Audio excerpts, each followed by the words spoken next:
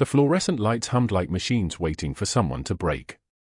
Elena Martinez arrived at Cedar Creek Medical at 5:51 a.m., the parking lot still dark, her compression sleeves hidden under scrubs that fit loose enough to hide the architecture beneath. She moved through the automatic doors with a slight hitch in her gait, nothing obvious, nothing that would catch attention, just the way someone walks after a long night. The lobby smelled like floor wax and the particular staleness of a hospital at dawn, that pre-dawn quiet before the chaos of shift change. The ICU hallway stretched in front of her, linoleum tiles reflecting fluorescent strips that made everything look like an autopsy room before the body arrived. Her badge clipped to her scrub pocket read Elena Martinez, RN, and that was all anyone needed to know. She'd learned to exist in the margins of other people's perception, the way you learn to hold your breath underwater, not because you can't breathe, but because breathing would give you away. 12 years of that. 3 tours of it. 2 Purple Hearts worth of it, locked in a safety deposit box she hadn't opened since the Pentagon told her to disappear. She checked the patient board first. The ICU held 14 beds this morning, and Elena knew each one story by heart without reading the charts: the motorcycle accident in Bay 3 who'd be eating solid food by Friday, the septic shock in Bay 7 who wouldn't see Thursday, the post-op cardiac patient in Bay 2 who just needed someone to stay awake long enough to notice his oxygen saturation was dropping. She'd learned to read a room the way other people read faces, learned to hear what the monitors were saying underneath their mechanical voices. Dr. Pierce arrived at 6:15 a.m. with his entourage of residents trailing behind him like ducklings that hadn't yet realized the pond was full of sharks. He was 48, silver-haired in the way that private school tuition and country club memberships made possible, his lab coat pristine white because he hadn't actually worked a shift in 7 years. He moved through the ICU like he owned the place, and technically he did, chief of medicine, board member, one phone call away from destroying someone's career. Elena had learned to recognize that particular kind of power the way soldiers learn to recognize the sound of incoming fire. You don't mistake it for anything else. She was reviewing the chest X-ray on Bay 4 when Pierce passed, barely glancing at her. That was fine. Being invisible was strategy. Being overlooked was armor. She'd spent the last 2 years perfecting it, learned it from Kandahar where the best way to stay alive was to be the person no one remembered seeing.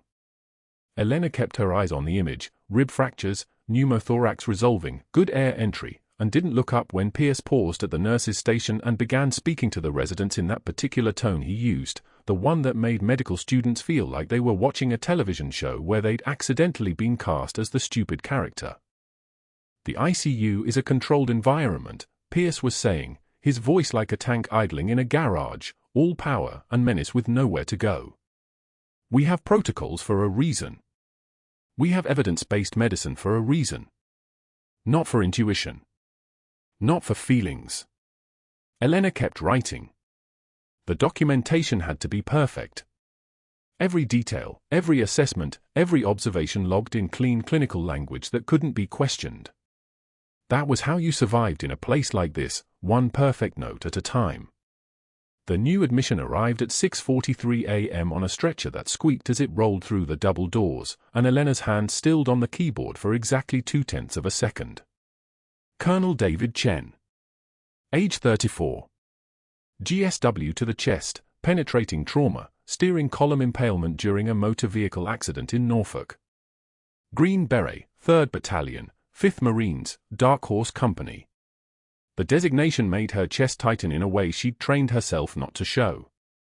She stood up, moving toward the incoming bay with the same mechanical precision she used for all admissions, checking the monitor display, noting vital signs, listening to the paramedics handoff, BP 92/58, heart rate 128, oxygen saturation 86% on the non-rebreather. The patient was conscious but sedated, his chest wrapped in trauma tape, and Elena could see the angle of the wound beneath the dressing, high left, definitely penetrating the pleural space, probably hitting the pulmonary vessels. Maybe the left atrium if they were very unlucky. The kind of wound that killed you in 8 minutes if no one was paying attention. Pierce stood in the doorway watching the admission with his arms crossed. He was assessing, Elena knew. Not the patient, he barely glanced at Chen's face, but the choreography of crisis. He liked to observe how his team moved in emergencies, the way a predator watches prey to determine which animals are worth hunting. Elena pulled up the patient's complete medical history, verifying his identification against the military ID the paramedics had brought with him. Captain David Chen. Not Colonel, she'd misread. But the battalion patch was correct. She'd seen it before, worn on someone else's jacket, carried by someone with Rodriguez's call sign stitched into the fabric. The connection made her jaw clench, so she unclenched it deliberately, the way you unlock your hands from a steering wheel after a near accident. The homeless veteran in Bay 8 had been admitted 3 days earlier, and Elena had noticed the wound documentation was inadequate the moment she'd read the initial assessment. Laceration, anterior left tibia, approximately 4 centimeters, dried blood present, unclear etiology. Unclear etiology. Elena had to stop herself from laughing, the kind of laugh that would have gotten her discharged from more than one trauma unit. She'd seen that wound pattern 117 times in Kandahar. She could count them by the shape of the shrapnel exit holes, the way the tissue had been burned on the edges by the acceleration of metal fragments traveling faster than sound. She'd pulled his chart during her first break and read the notes carefully, noting the lack of imaging, the absence of proper wound assessment, the casual dismissal of a combat injury by someone who'd probably never seen the inside of a field hospital. So she'd redocumented it, not challenging what was already written, but adding her own assessment with clinical precision, laceration consistent with high-velocity shrapnel wound. Entry wounds visible at 0300 and 0400 positions. Exit wounds with characteristic beveling. Recommend thorough imaging to rule out foreign body retention. Wound care consistent with combat trauma recovery. Patient report service history, location unknown. She documented it cleanly, clinically, without revealing how she knew. How she could look at the pattern of tissue damage and see Rodriguez's face superimposed over the homeless man's leg, see Kandahar in the shape of scars, see 18 hours of triage in the composition of old blood. That was the thing about being erased from every database, you learn to exist in the gaps between what people noticed and what they actually saw. Pierce had glanced at her documentation that morning during rounds, his expression shifting from neutral to something that looked like contempt. He'd said nothing, just made another note on his tablet. Elena had seen that particular digital gesture before. It was the beginning of a file. A dossier. Evidence being collected. She knew how this worked. You documented everything that made you a problem. You built a case. You consulted with your allies. You moved through channels. By the time the nurse realized she was being targeted, she was already surrounded. But that was a problem for later. Right now, there was a green beret with a steering column through his chest and oxygen saturation that was dropping by the minute. Elena watched the monitors as Pierce moved back out to the hallway, still observing, still assessing. The team was moving into crisis response, the kind of choreography that happened when you'd trained together long enough to move without speaking. She stayed at Chen's bedside, checking the 4 lines, verifying the medications, doing the 10,000 small tasks that kept someone alive when they were minutes away from dying.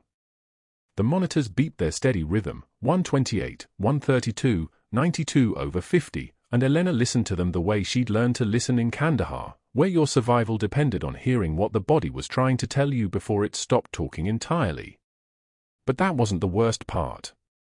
The worst part was that Chen's chart included a medical note from his previous facility, and that note contained a name Elena hadn't heard in 3 years, patient reports previous battalion medic, Captain Elena Martinez, unavailable for consultation. Unavailable for consultation. It was a polite medical way of saying erased. It was how the Pentagon documented non-existence. Elena reached inside her jacket without thinking, touching the unit patch sewn into the lining, the frayed edges of fabric that proved she'd been real, that she'd existed, that she'd held soldiers together with her hands when there was nothing left to hold them with. She pulled her hand back before anyone could see the movement. The monitors kept beeping. The morning shift was just beginning. And somewhere in his office, Dr. Pierce was opening a file with her name on it. Dr. Pierce held Elena's patient chart above his head like a prosecutor displaying evidence, the fluorescent lights catching the laminated edges as he turned slowly to face the assembled physicians in Cedar Creek Medical's conference room. 12 doctors. 3 residents. 1 nurse who kept her eyes fixed on the linoleum tile where a coffee stain had been there for weeks, never quite cleaned. This, Pierce announced, his voice carrying the particular cadence of someone who knew how to command a room, is what happens when we hire nurses who think they're playing doctor. The chart rustled as he opened it, his shadow falling across the white pages. Elena's handwriting was precise, military-trained, each letter measured, each notation exact.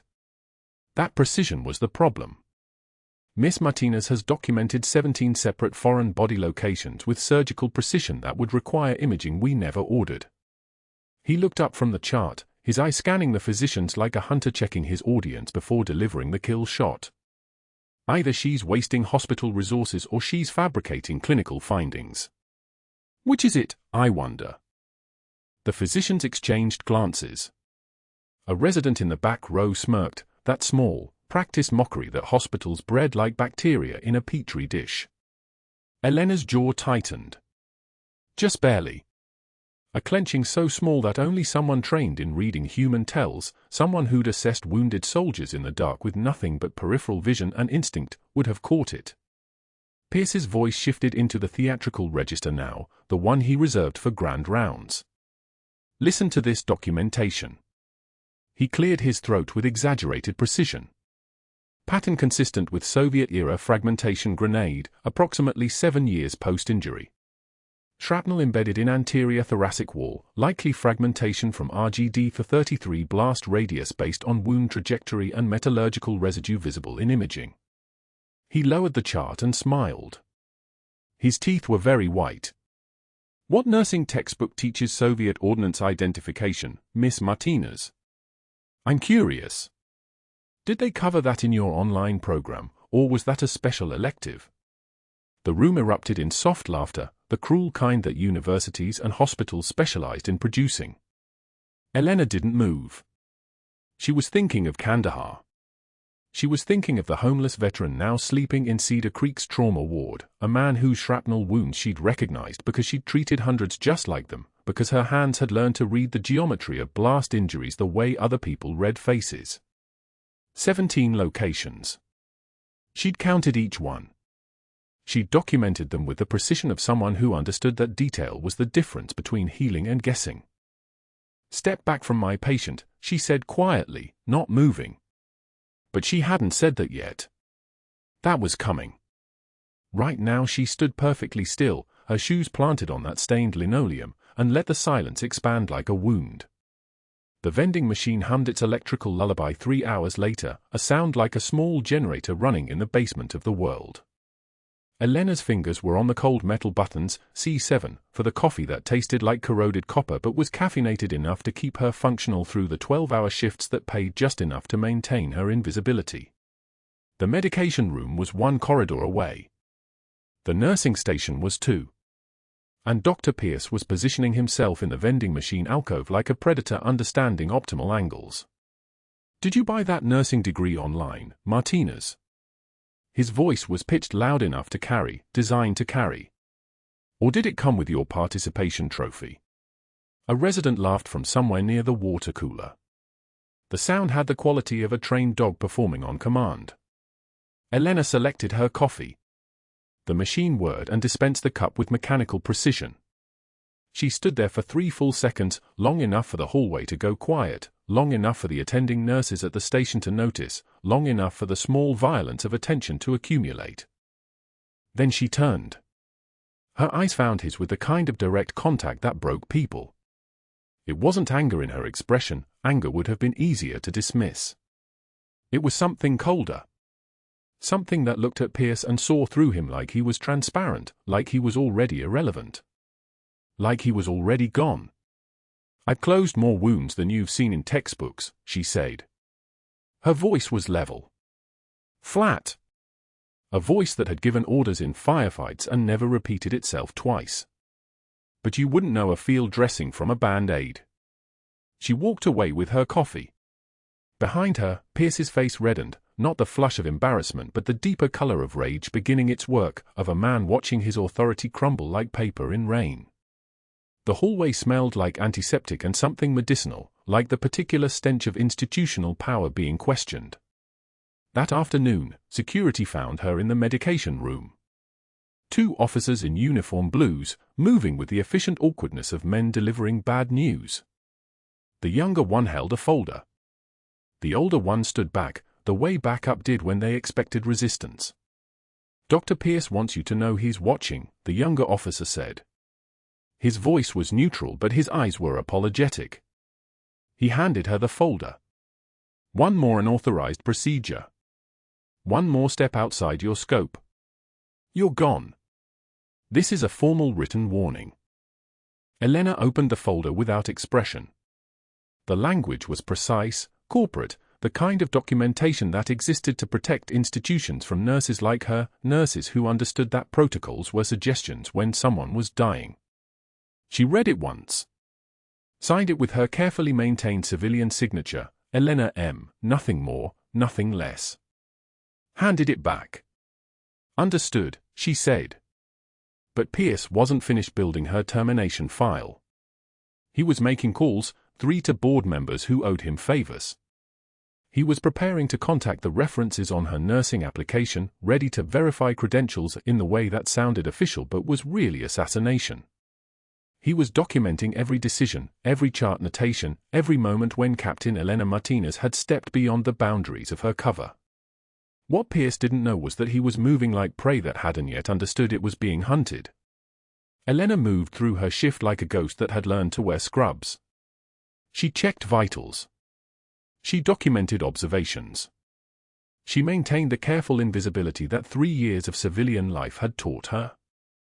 The homeless veteran slept in his hospital bed with his 17 wound locations beginning the slow process of healing, and Elena had already stopped thinking about him. She was thinking about the colonel, about Colonel David Chen, the man now in the ICU with a steering column injury, the man who'd taken her place as battalion medic after she'd vanished from every database the Pentagon maintained. The man who'd be fighting for his life in approximately 6 hours. The monitor alarm sounded at 3:13 p.m. A sound like an electronic scream, sharp and repetitive. Elena was 2 floors away when she heard it, knew immediately which room, moved with the particular speed of someone who understood that time was the only currency that mattered in trauma. The code team was already moving, crash cart rolling, defibrillator pads ready, the organized chaos of people trained to resurrect the dying. She reached the ICU as Pierce was removing his jacket, as the resident was calling compressions, as Chen's body began its mechanical resurrection. Chest compressions. Epi pushed. Monitor showing flat line between compressions, that terrible silence broken only by the pump of hands on sternum. "He's got tamponade," Elena said quietly. She was positioned near the head of the bed, her training making her useful, her rank making her invisible. Pierce didn't look at her. Continue compressions. Another round of epi. But Elena could see it, the jugular venous distension, the muffled heart sounds, the physiological reality that had nothing to do with the ACLS algorithm. Chen's heart couldn't fill. The compressions weren't perfusing. The monitor would stay flat because the problem wasn't electrical, it was mechanical, it was pressure, it was the kind of injury that required intervention in the pericardium, not in the chest. "Doctor, his heart can't fill," she said, keeping her voice in the register of a nurse making an observation. "The compressions aren't." "Nurses do not diagnose," Pierce snapped. He didn't raise his voice. He didn't need to. Authority that deep didn't require volume. "Step back from my patient." Elena stepped back. She could feel her hands beginning that particular trembling, but not from fear. This was restraint. This was the physical manifestation of a trained operator understanding that pulling her weapon, that speaking what she knew, that moving forward with the knowledge that had kept soldiers alive in Kandahar, would end everything. The cover. The invisibility. The quiet work of being nobody. 2 more rounds of ACLS failed. The monitor remained a flat line interrupted by compressions. Pierce ordered prep for emergency pericardiocentesis, his hands fumbling slightly with the kit, his composure beginning its slow fracture. The attending nurse couldn't find the landmark. Chen's pupils were fixed. Dilated. The color of eyes that had stopped seeing. Elena watched the scalpel on the crash cart, glinting under the surgical lights. She thought of Rodriguez.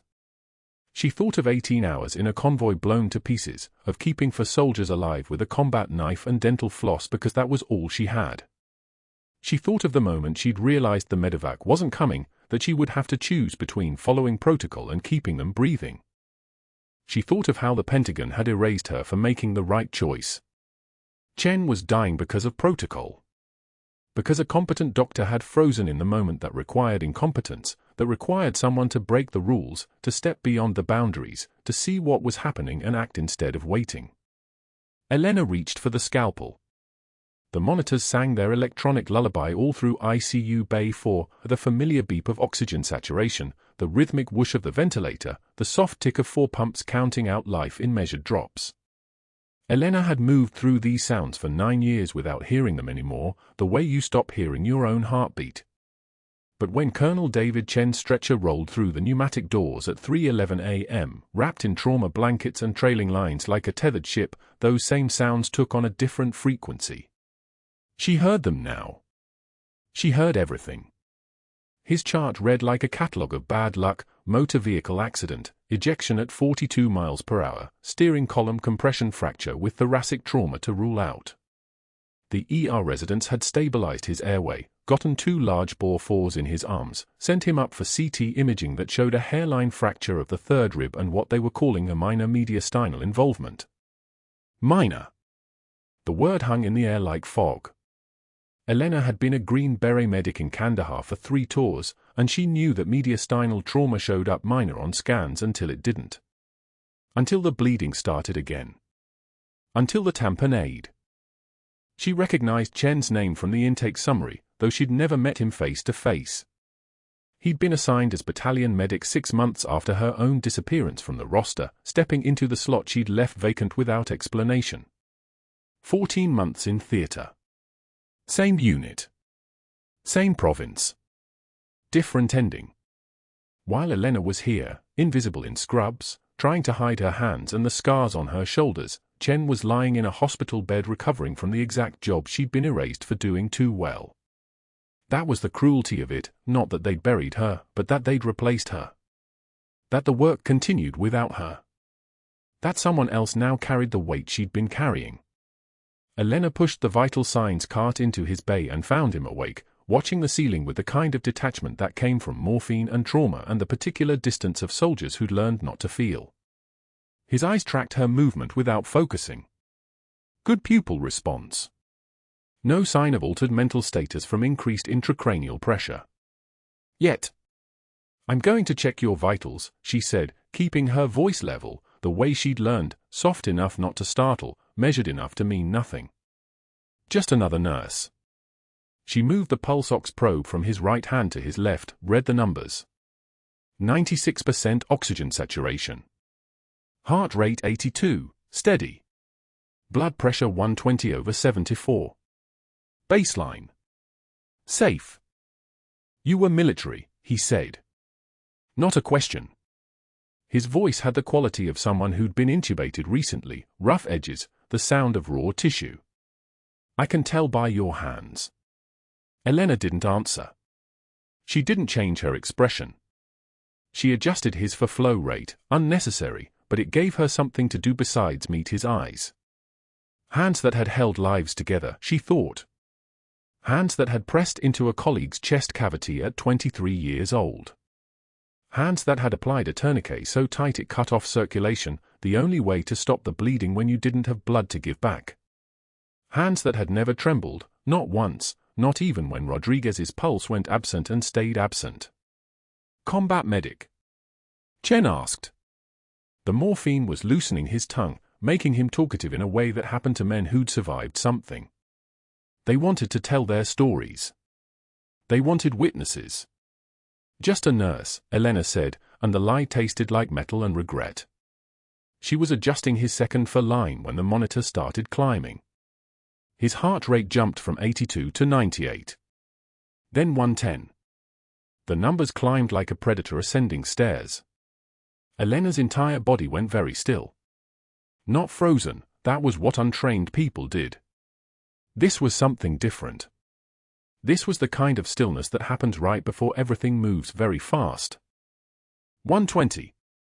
132. The rhythm on the screen was sinus tachycardia, still organized, still his heart trying to tell him something. His blood pressure was already creeping down, 118/70. Elena's eye scanned his face. His breathing was faster now, shallow, chest wall movement visible even under the hospital gown. His skin had gone from pale to ashen, the color of someone whose blood was pooling in the spaces where it shouldn't be pooling. Tamponade.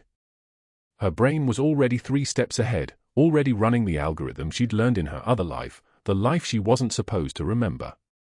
Pericardial fluid. Internal bleeding from the rib fracture. The heart swelling inside its own membrane like a fist clenching inside a plastic bag. She hit the code button. The ICU team didn't run. They walked to codes, all practiced calm, arriving with the measured pace of people who'd done this 1,000 times. Elena heard the doors of the code cart being thrown open down the hall, heard the synchronized beep of the crash monitor being powered up, heard the particular electrical hum that filled the space between a patient being alive and a patient almost not being. Dr. Pierce appeared in the doorway of Chen's bay, not running, not panicking, just moving toward the sound of crisis with the confidence of someone who'd never been confused by what to do in an emergency.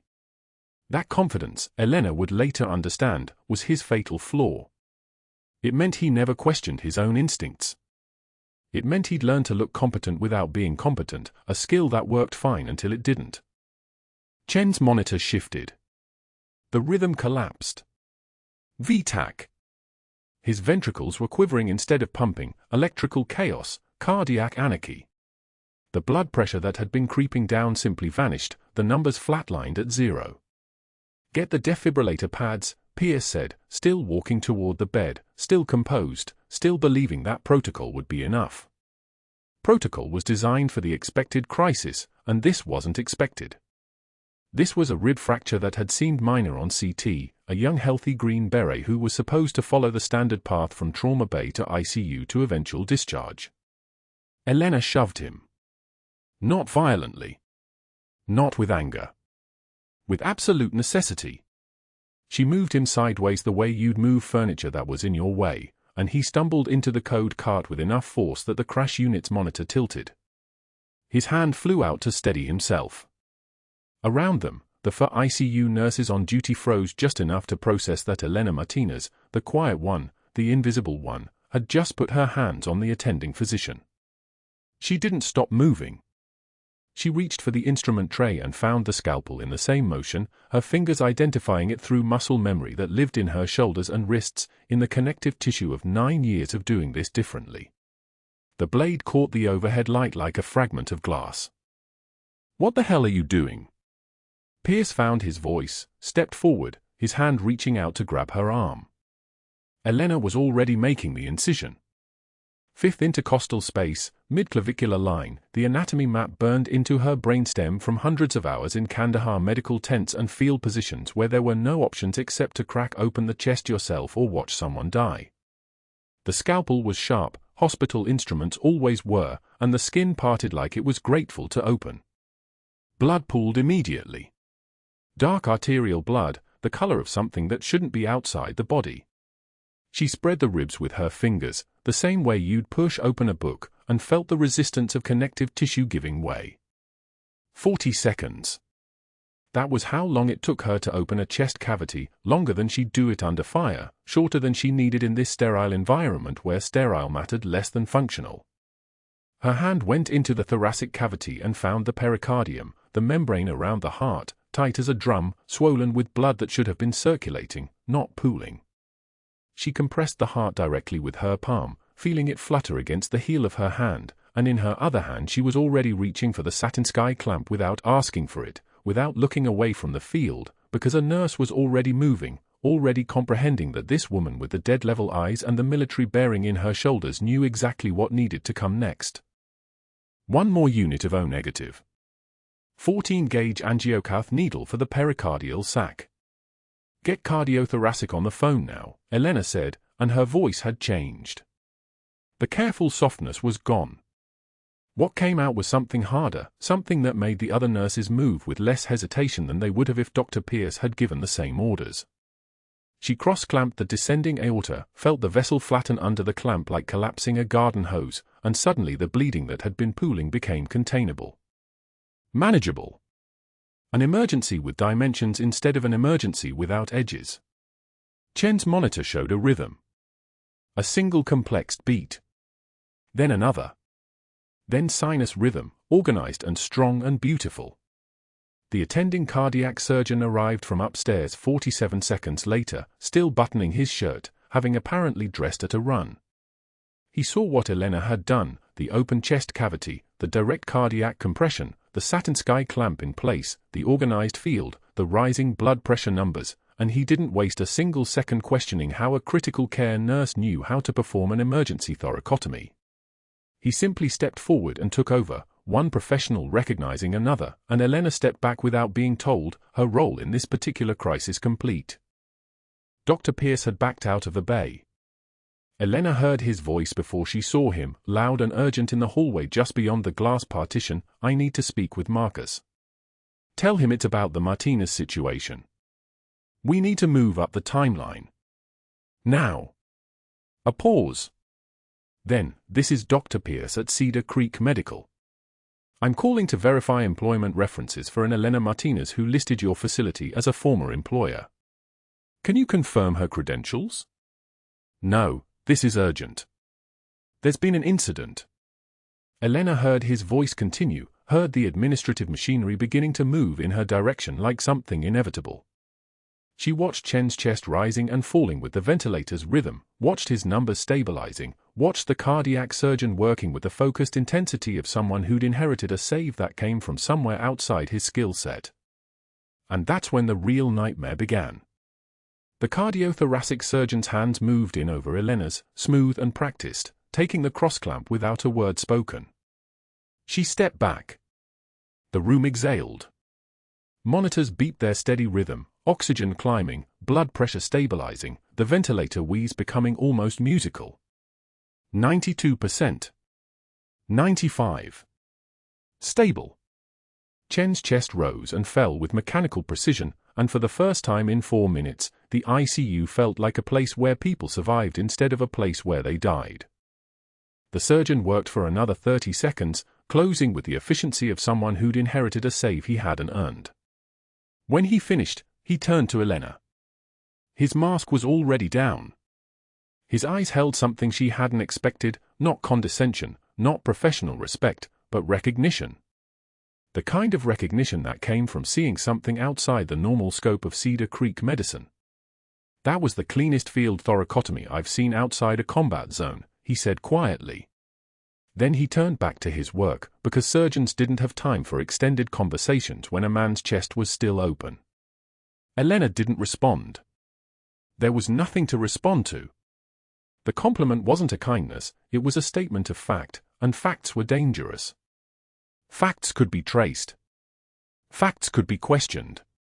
Facts could lead someone to ask where a nurse with 7 years of civilian nursing training learned to perform emergency thoracotomies with the precision of someone who'd done it dozens of times under fire, with rounds passing overhead and the smell of diesel and copper mixing in the desert heat. She turned away from the surgical field. That's when she saw Pierce through the observation window. He stood perfectly still, his white coat immaculate, his posture already recovering from the moment she'd shoved him into the crash cart. His hands were empty. His face was composed. But his eyes moved, left to the surgeon closing Chen's chest, right to the monitor displaying stable vitals, down to his phone, which he was already sliding from his pocket. He didn't look angry. He looked calculating. He looked like a man who'd just watched an opportunity materialize. Elena watched him make the first call before she even left the ICU. She didn't need to hear the words to know what was happening. Pierce was a strategist. He understood liability. He understood that miraculous saves looked suspicious, especially when performed by someone he'd already documented as reckless. Especially when performed by someone he'd already marked for removal. One extraordinary moment of heroism, and she'd handed him the narrative he needed. Not negligence. Overreach. Not dedication. Unauthorized medical practice. Not a nurse saving a life. A nurse with delusions of surgical competence, performing procedures outside her scope of practice, putting the hospital at risk. The rest of the afternoon moved like a film playing in slow motion. Elena returned to the floor. Charted the routine vitals. Restocked the crash cart. Moved through the motions of her 12-hour shift with the muscle memory of someone who'd learned to be invisible. Other nurses watched her now, but not with the usual dismissiveness. There was something else in their eyes, uncertainty. They'd seen what she did. They'd watched her hands move through a procedure that nobody in that room had believed she knew how to perform. By evening, she understood the math had shifted in direction she couldn't control. Security was waiting outside the locker room when her shift ended. Two of them, both young, both wearing the uncomfortable expression of people executing an order they didn't fully understand. One held a sealed envelope. "You're going to need to come with us," he said. Elena didn't ask questions. She'd learned long ago that questions were a luxury for people with nothing to hide. She gathered her belongings, the cracked mug that read "World's Okayest Nurse," the dying succulent that Rodriguez's wife had given her 4 years ago, the framed photo she kept turned face down. She was still moving when Pierce appeared, walking toward them with the confident stride of someone who'd already won. His white coat hung perfectly. His tie was still knotted. His shoes reflected the overhead lighting like he'd polished them during his lunch break. He looked like a man in absolute control. "Captain," he said, and there was something almost gentle in his voice, which made it worse than if he'd shouted. "We need to discuss what happened this afternoon." Elena met his eyes. She said nothing. "That procedure," Pierce continued, gesturing vaguely toward the ICU corridor. "The field thoracotomy. You performed a surgical intervention without authorization, without proper credentials, without any oversight from attending physicians. Do you understand what that means? Liability. Malpractice risk. Scope of practice violations." He smiled, actually smiled, and the smile was the worst part because it contained genuine satisfaction. Your nursing license could have been suspended right there. The hospital could face 6-figure penalties. Elena still didn't speak. She'd learned that words could be used against her. Words created records. Words became evidence. "However," Pierce said, stepping closer, "because you did save the patient's life, we're going to handle this internally. For now." He gestured to the security officer, who extended the sealed envelope. "This is your termination letter. Effective immediately. You're banned from these premises. You're not to return for any reason. And I will personally contact the Virginia Board of Nursing to ensure that your licensing violation is documented in their records. You'll find other hospitals difficult to employ with." Elena took the envelope. The paper was warm from the security officer's hands. "You performed brilliantly this afternoon," Pierce said, and his voice had shifted into something almost paternal. "But brilliance without protocol is dangerous. Without accountability. Without understanding the chain of command. You understand that, don't you?" She understood. She understood that he'd been building this termination file for weeks. She understood that her excellence had been the final piece he needed. She understood that fighting back meant asking questions, and questions meant someone would dig into her background, and her background was a sealed tomb marked with a classification level that didn't officially exist. Security escorted her through the main lobby. Staff members stopped moving. The pharmacy technician looked away. The resident she'd taught last week about proper vein anatomy suddenly became very interested in her computer screen. Elena's cardboard box of possessions, the mug, the succulent, the photograph, became the most embarrassing thing in the building simply by virtue of being carried by someone being removed from employment. The rain started the moment she reached the bus stop 3 blocks away. Not a light rain. A serious, committed rain that soaked through the cardboard box immediately, turning the edges soft and collapsing. The "World's Okayest Nurse" text began to bleed blue ink down the sides. The succulent soil turned to mud.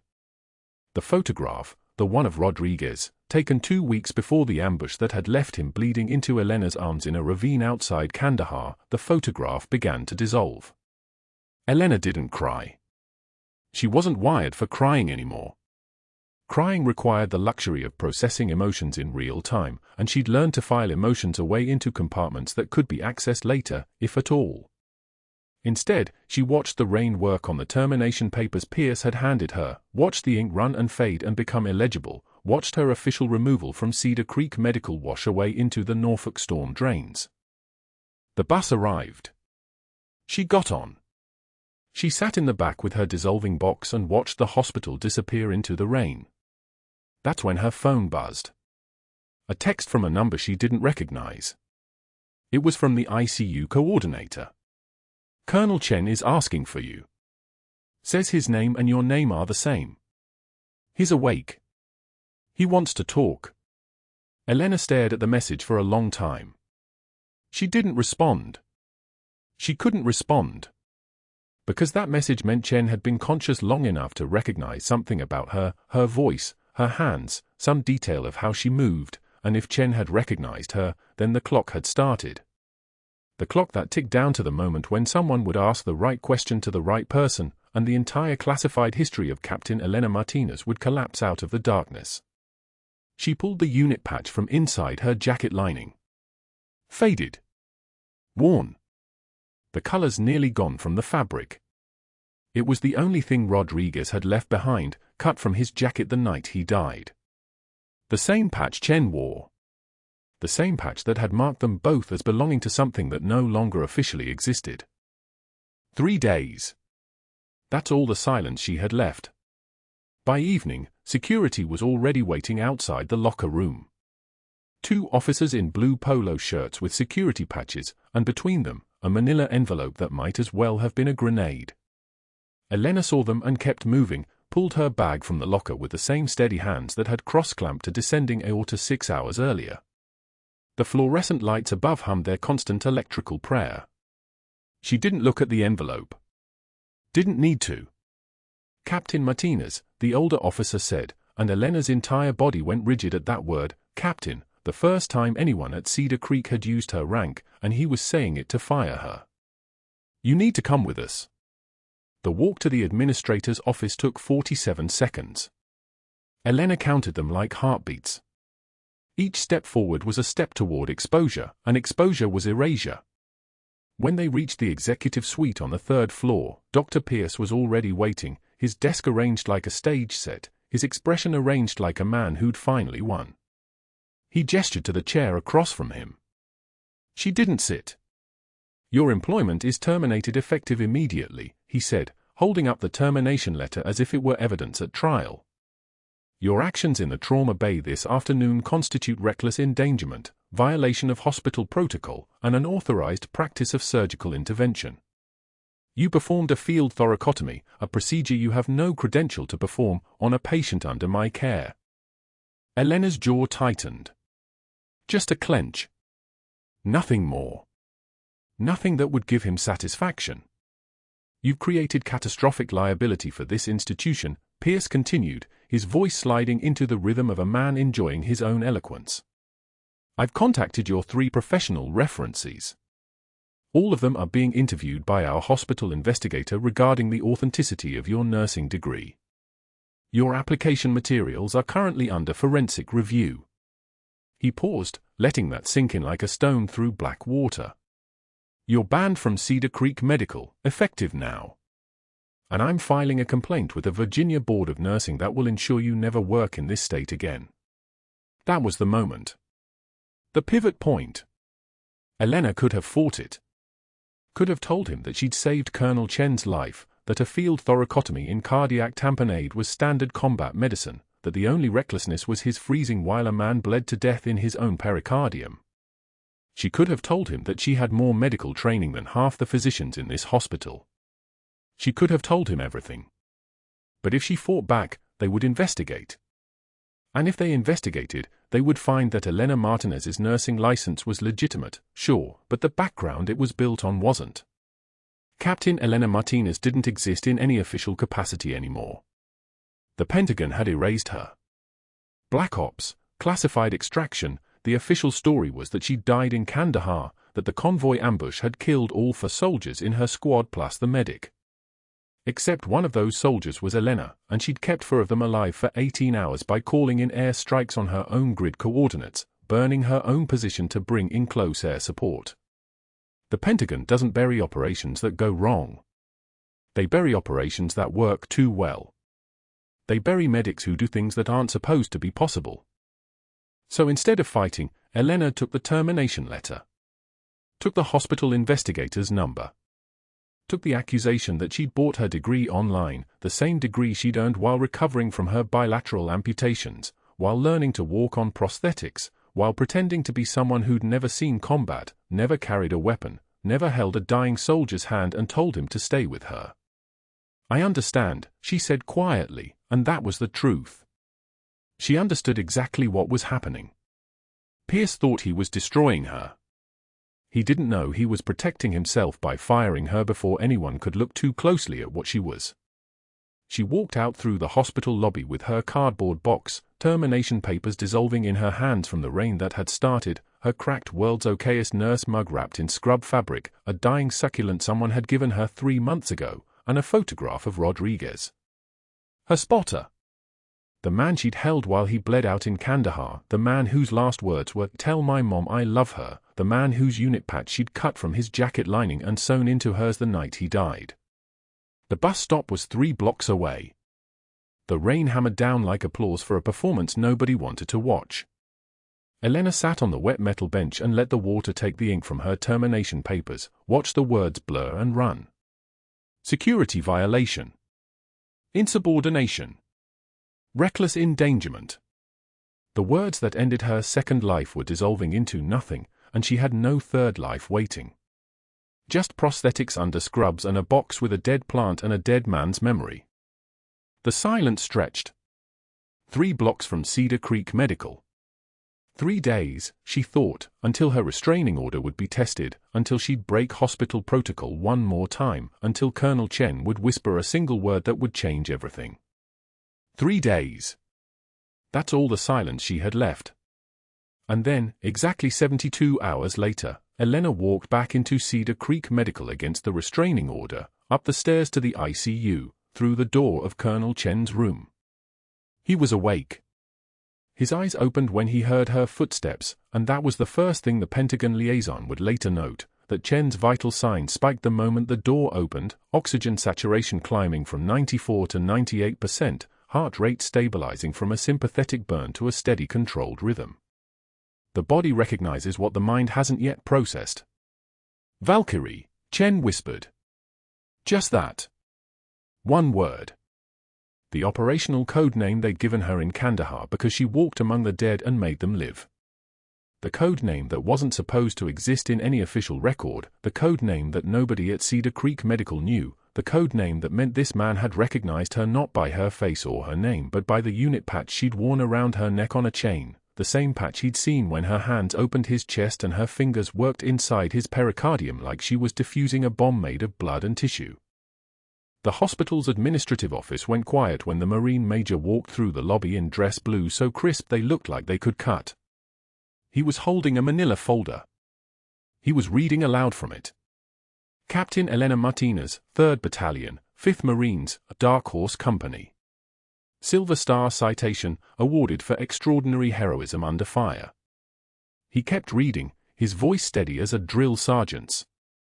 While serving as battalion combat medic in Kandahar province, Captain Martinez maintained security for a forward operating base during sustained attack despite sustaining traumatic injuries. The third line. He reached the third line. Captain Martinez called in air support using her own grid coordinates to neutralize enemy positions, maintaining consciousness and providing medical support to 4 fellow service members for 18 hours until evacuation. The Marine Major's eyes moved across the assembled crowd in Cedar Creek's lobby. This action resulted in Captain Martinez sustaining bilateral traumatic amputation of both lower extremities. And then the 2-star general walked through the entrance like he owned the air itself. His uniform was a topography of medals, ribbons that climbed his chest like a soldier climbing a mountain. When he saw Elena standing there, Elena in her scrubs, Elena with her prosthetic legs barely visible beneath the fabric, Elena with the unit patch still hanging around her neck, he raised his hand in a salute. A full military salute. And his eyes held recognition that went beyond anything a medical record could contain. "Captain," he said. The single word that placed her back into the world of the living. Behind him, a Pentagon liaison in a grey suit stepped forward with documents that glowed like redemption. "Captain Elena Martinez," he said formally, "these letters reinstate your active reserve status under your operational codename effective immediately. You are hereby cleared for classified consultation and transition to administrative duties at Walter Reed Army Medical Center, where you will oversee combat trauma training protocols." Dr. Pierce's face went white. Whiter than the walls around them. Whiter than a dead man's skin. He opened his mouth to protest, and that's when the first FBI agent walked through the same doors that had brought the general, followed by a second agent, and both of them moved directly toward Pierce's office on the second floor without asking permission, without showing hesitation, without giving him the courtesy of a moment to understand what was happening. But he understood. He understood perfectly. Because while he'd been building Elena's termination file, while he'd been contacting her references and submitting her to investigative review, while he'd been looking for ways to destroy her credibility, the FBI had been looking at his phantom equipment orders, the non-existent diagnostic machines he'd billed Medicare for at $847,000 each, the ghost patients on surgical schedules, the kickback arrangements with medical supply companies that had netted him $2.3 million in fraudulent billing. Over 6 years. And altering federal military records, which he'd been caught doing in real time when his computer logged his access to Elena's classified personnel file. That was conspiracy, that was falsification of federal documents, that was the kind of thing that ended a career the way a thoracotomy ended cardiac tamponade. The handcuffs clicked. The sound echoed through Cedar Creek Medical like a gavel. 2 agents walked Pierce through the lobby past 12 green-clad soldiers who'd all served with Elena, and camera phones captured the walk, the institutional humiliation, the moment a man who'd stood in a Grand Rounds theater and mocked a nurse in front of his peers found out exactly who he'd been humiliating. Outside, news cameras were already setting up. The hospital board voted unanimously to cooperate with federal investigators.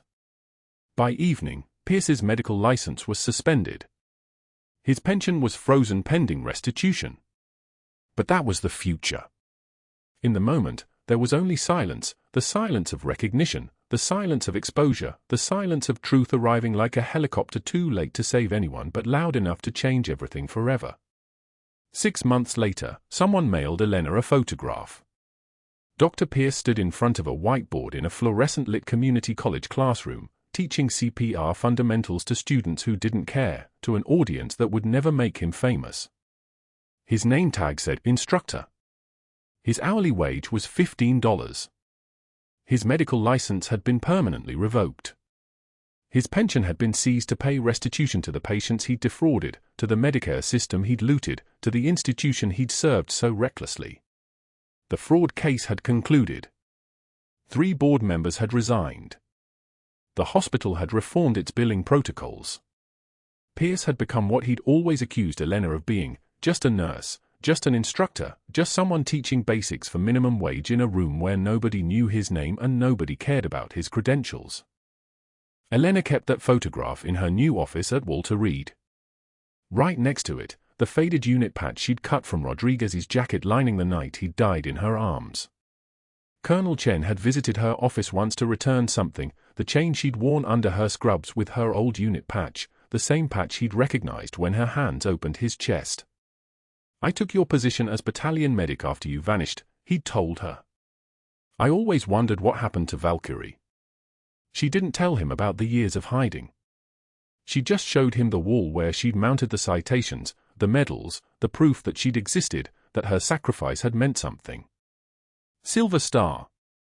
Purple Heart. Bronze Star with Valor. Combat Medical Badge. The decorations of a soldier who'd walked among fire and brought people back from the edge of death. Through her window at Walter Reed, Elena watched young combat medics learning the same techniques she'd used in Kandahar, the same techniques that had saved Colonel Chen, that would save the next generation, that had saved her when she thought she was already gone. True heroism is what you do when the world stops watching. If you made it this far, you know there's so much more to stories like this, stories of the people we underestimate, the ones who've seen the worst and still show up to help.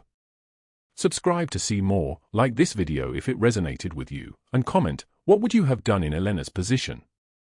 How would you have stayed silent for that long? Let us know in the comments below.